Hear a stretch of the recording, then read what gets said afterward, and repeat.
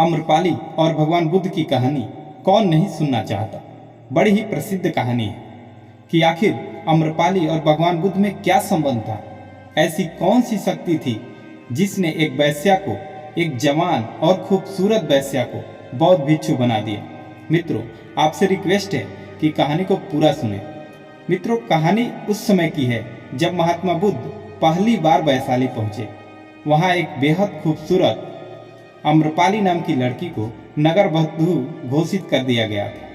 अगर आसान भाषा में कहें तो नगर वधू का मतलब होता है पूरे नगर की पत्नी, यानी वैश्या घोषित कर दिया गया था। जब भगवान वैशाली में अपने कदम रखे तब बहुत सारे लोग भगवान बुद्ध की उपदेशों को सुनने के लिए आया करते थे।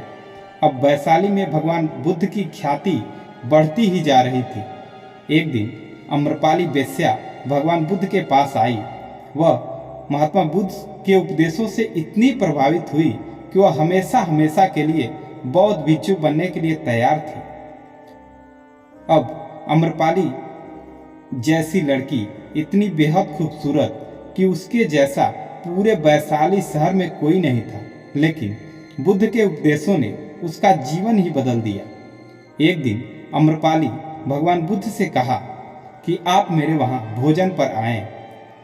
आम्रपाली ने इतना प्रेम पूर्वक भगवान बुद्ध को निमंत्रण दिया कि वो ना नहीं कह पाए और उन्होंने उस वैश्या का निमंत्रण स्वीकार कर लिया।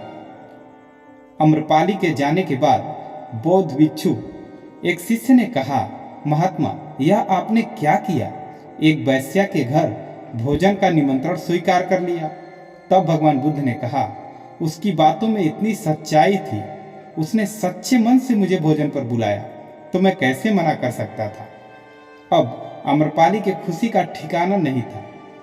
आम्रपाली अपने खोटे पर पहुंची और खान पान की उत्तम व्यवस्था की, घर की बढ़िया से सफाई की और शाम होते ही महात्मा बुद्ध की प्रतीक्षा में नैन बिछाकर इंतजार करने लगी। उसके मन में एक कसक थी कि भला इतने प्रतापी, इतने महान पुरुष हम वेश्या के घर पर क्यों आएंगे। लेकिन उसके मन में विश्वास भी था कि महात्मा बुद्ध जरूर आएंगे और दरवाजे पर खड़ी इंतजार कर रही थी।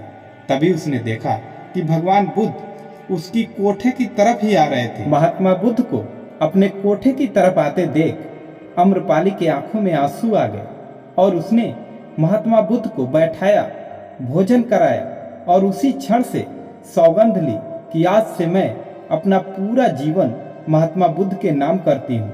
और आम्रपाली जैसी खूबसूरत औरत ने उसी क्षण से बौद्ध भिक्षु बन के अपना पूरा जीवन बिताया।